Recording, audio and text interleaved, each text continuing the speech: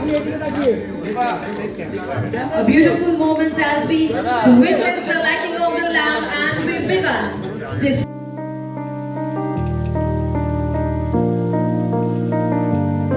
And then little shifting of the team was there, like Almar Kotrick was shifted to inside right, and Peter was brought in as inside right.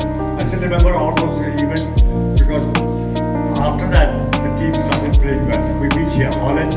There were 8, actually there were 16 teams at that time. Now they're in the Olympics, there are 12 teams in total. So it's 6-6. At that time there were 8 in. And then we qualified for the semi-final. In the semi-final we beat Australia 3-1. Arvinder scored a wonderful goal just in the beginning and then we beat them 3-1. And then came the final, the crunch. I can tell you really that one thing more very important to understand is that both the teams, तो वहाँ पर आपको सिर्फ जीत नजर आता है। वही sir, इसी पे जीत वो जो है कि सामने में आपको देश का जीत नजर आता है कि उस टाइम पर you forget you are playing against Pakistan. I can tell you that once you are on the ground, then it is one team against another. At that time you do not understand you are playing against England, against Australia, or against Pakistan. Let me come back to you, sir. On that note, let me go to Mr. Nandi. আপনার সাথে আমার রিওর ভিলেজে দেখা হয়েছিল, সেখানেও আমি আপনাকে একই প্রশ্ন করেছিলাম যে আপনি দীপাকে প্রোডুনোভা ভল্ট দেওয়াচ্ছেন, এই ভল্টটাতে মানুষ মারাও যেতে পারে। দীপাকেও আমি সেম প্রশ্ন করব।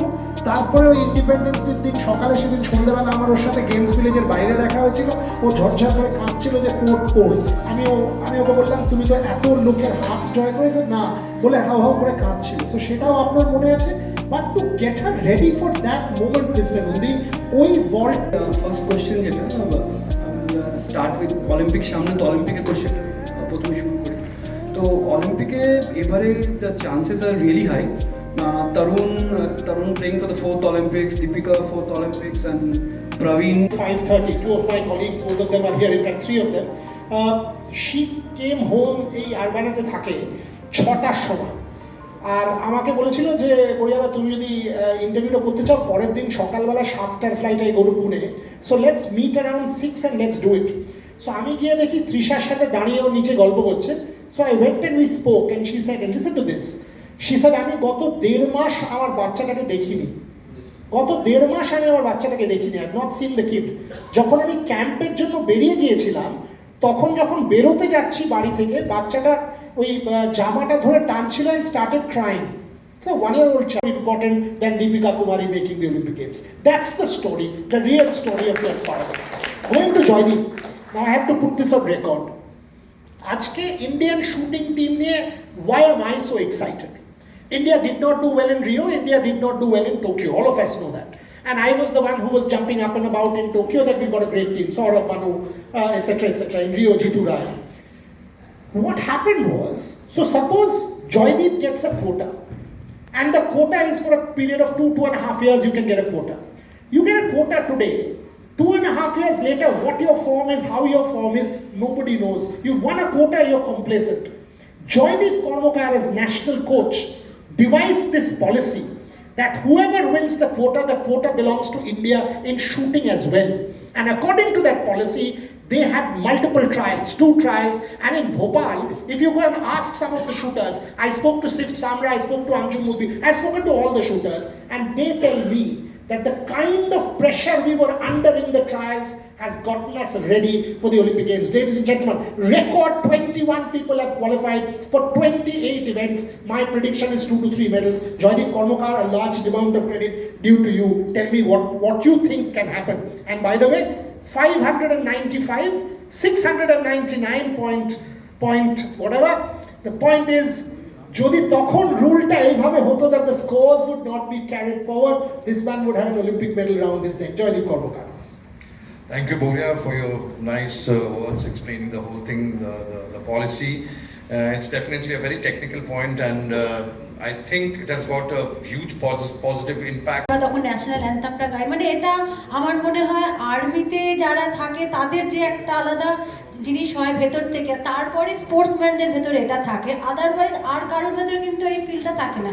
যেখানে ন্যাশনাল অ্যান্থাম লোকে ওখানে বসে আছে, মুড়ি খাচ্ছে, গল্প করছে, বা সেখানে যে একটা দাঁড়িয়ে পড়তে হয়, সেই রেসপেক্টটা কিন্তু আমরা মানে যেখানেই থাকি, মানে আমার ছেলে এখন জাস্ট 5+, কিন্তু যখনই এই লাস্ট ফুটবল ম্যাচগুলো হচ্ছিল, ওয়ার্ল্ড কাপ ম্যাচ মানে ইউরো কাপ হচ্ছিল, তো ওকেও মানে আমি জিনিসটা করি বলে ও তখনই মা এক্ষুনি এরা সব প্লেয়াররা এসে গেছে, এক্ষুনি কিন্তু এদের ন্যাশনাল অ্যান্থম, দাঁড়িয়ে পড়ো দাঁড়িয়ে পড়ো, মানে এই যে কনসেপ্টগুলো দেওয়া, মানে এইগুলো মনে হয় আমরা নিজেরা প্লেয়ার বলে এই রেসপেক্টগুলো আমাদের আছে যে আমরা কিভাবে মানে এই জিনিসগুলোর ওপর করতে পারি।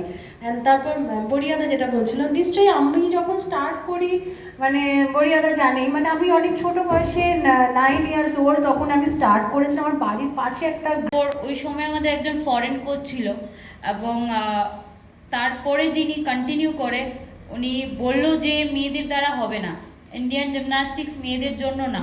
যখনই আমরা ইন্ডিয়ান ক্যাম্পে যেতাম সবসময় লাইন আপ করে শুধু ছেলেদের জিজ্ঞেস করতো, আর অলওয়েজ ইনসাল্ট মেয়েদের, যে মেয়েদের দ্বারা হবে না সবসময়। তখন বিকজ ফরেন কোচকে আমরা সবসময় খুব উপরে রাখি, ইন্ডিয়ান কোচ পারে না।